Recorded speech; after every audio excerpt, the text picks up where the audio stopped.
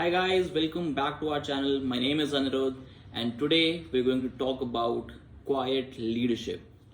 Quiet generally is associated with weakness, but there is power and authority in being calm and measured, in building trust and making decisions coolly, in using influence and persuasion, and in being professional in your approach.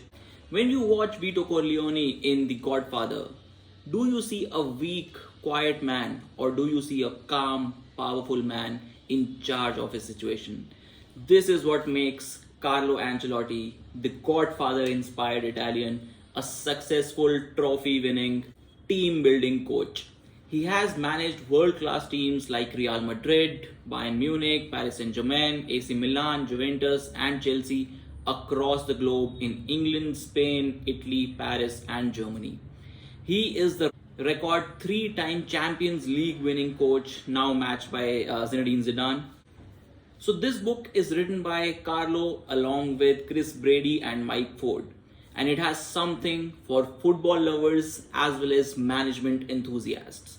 Insights from incidents are articulated brilliantly well. Another fantastic part is that some of the finest people from football like Ronaldo, Zlatan and Beckham have taken the time out to share their thoughts on working with Carlo, which of course we'll cover in this session. So here it goes. So first, before we even jump to his experience and conclusions, let's talk about what is the business of football. Every business has at its heart the delivery of a product to the consumer. In football, that product is on the pitch. What happens there drives three basic revenue streams of the business. First, match day, which is ticket sales. Second, commercial, which is sales and sponsorship. And the third is broadcasting, which dominates the turnover of most of the elite European football leagues. Ultimately, the manager is judged on delivering success. Success at a big club means trophies. At a small club, it could mean avoiding relegation or simply staying in business. Now let's talk about something that Carlo terms as the leadership arc. In 2016, the average tenure of a FTSE 100 CEO is 5.18 years. For EPL managers, it is just 2.36 years. If you exclude Arsene Wenger, the famous Arsenal coach from this equation, the average is just 1.7 years. Similarly, for the Italian Serie A, it is 1.31 years. Spain's La Liga is 1.34 years. So as a leader, you go through a journey which is the leadership arc, as you can see here. So it starts with the courtship, when the club identifies you and tries to acquire your services. Then comes the honeymoon period, when everyone, the players, staff and the fans, give you the time to establish yourself, but which unfortunately, as in life, never lasts long. Next comes the success and stability. Should you be able to achieve it, and for a top club it means trophies, but success definitely is measured differently down the league. Eventually this stability plateaus and then problems begin. The cracks in the relationship come. And finally comes the breakup, the inevitable parting of ways. And this leadership arc varies across your industry or your organizations. He says that at Madrid, my leadership arc was very tight, very compressed for about 2 years. And he had a much shallower arc, about 8 years at Milan. Now we'll talk about gaining knowledge and knowing what you don't know.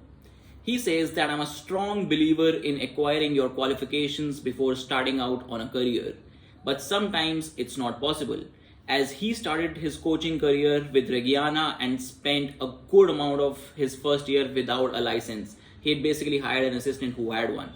So it was not illegal. Yeah.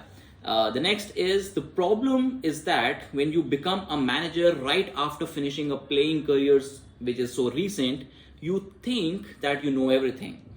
In reality, you know nothing. The important thing to get right is to have a good relationship with the players, but also be the boss at the same time. That is the most delicate balance that you have to make right when you are a first time manager. If the players have a lot of respect for you, you have to speak for them and with them. They expect it to be perfect because you are the boss, but it is new to you. He says that I knew my own inadequacies, my own vulnerabilities, and I could not believe that others could not see that. That's the first time manager feeling. Now let's talk about something that most of us go through is a small to big transition, be it corporate or any other field.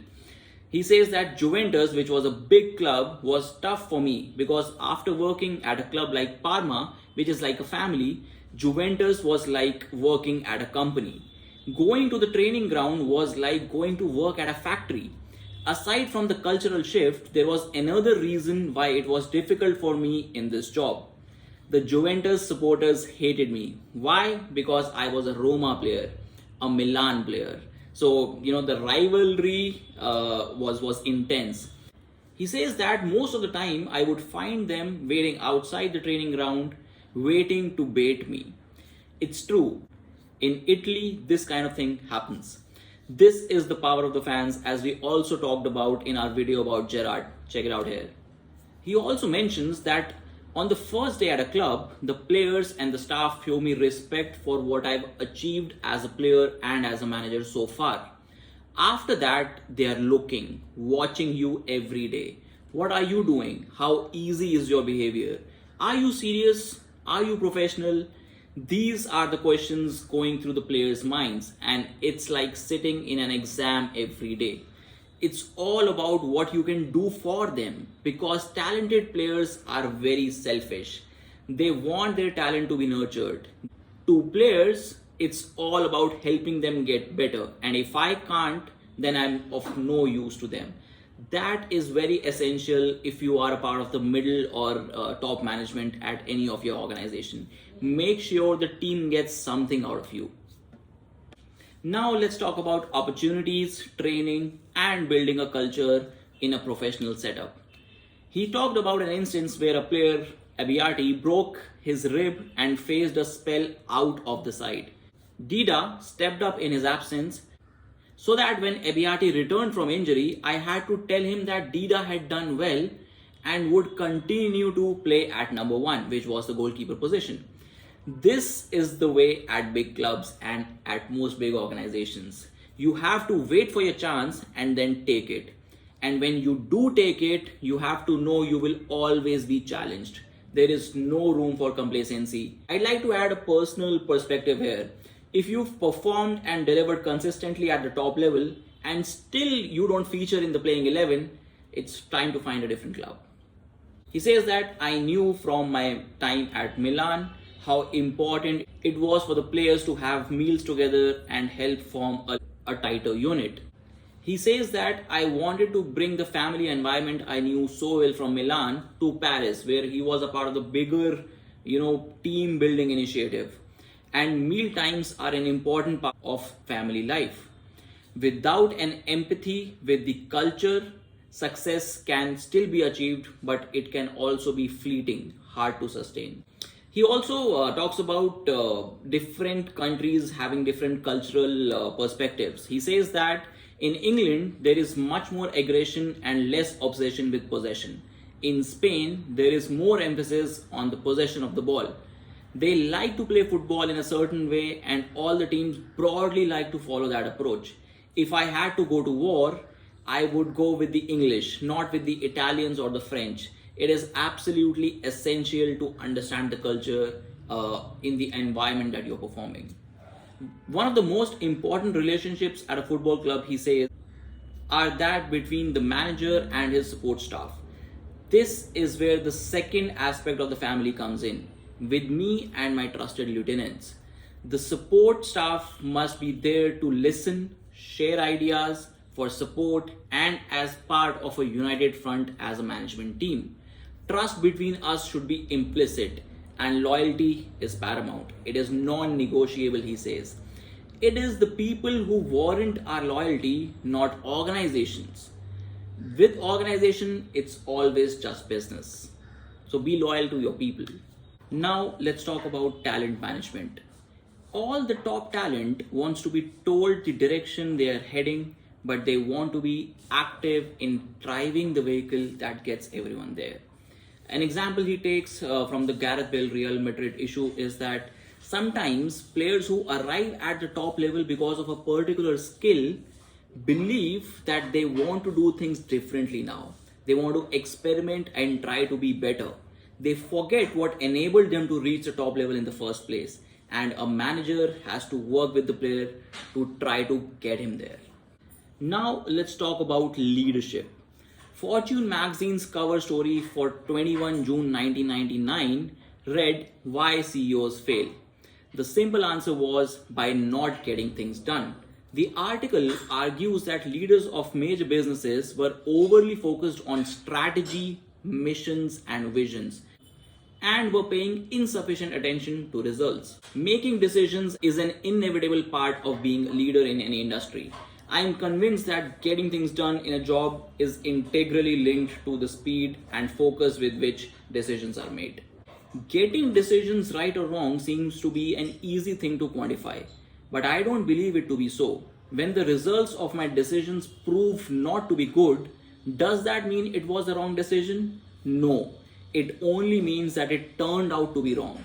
When the decision is made, it's the right decision at the time with the available information. It is my guiding notion that it is simply rational to concentrate only on those things you can affect. Those that are out of your control must be rejected for consideration. Another aspect about leadership he touches upon is fantastic. He says that leaders can only lead if followers believe in them. It doesn't matter why they believe in them. It could be because of their personality, like Zlatan or Ramos or Terry, or it could be because of their example, like Ronaldo. It can be both. This is how I like to think of leaders, either personality leaders or technical leaders. And something he puts very beautifully is that sometimes it's the players who have to be the leaders, not the manager. And Silva and Zlatan immediately became the leaders in the dressing room for Paris, the group that he was building from scratch. Now here are his lessons from his sacking, which is getting fired. He said that they hire me to be kind and calm with the players, and then at the first sign of trouble along the way, that's the very characteristic that they, which is the owners, point to as the problem. I know that if I'm winning, then it's because I'm calm. Equally, if I'm losing, it is because I'm calm. How can it be both? He states this as the major reason for worsening relationships with owners and his sacking. And he also said that I have learned that getting sacked and getting recruited for that matter is rarely about you. It is always about the person hiring or firing you. Do your job to the best of your ability and let the others judge you, because they will anyway. Now let's talk about hiring cycle in an organization. First comes recruitment. He says that in England, coach is actively involved, but in Italy and Spain, it is the general director or the CEO that hires.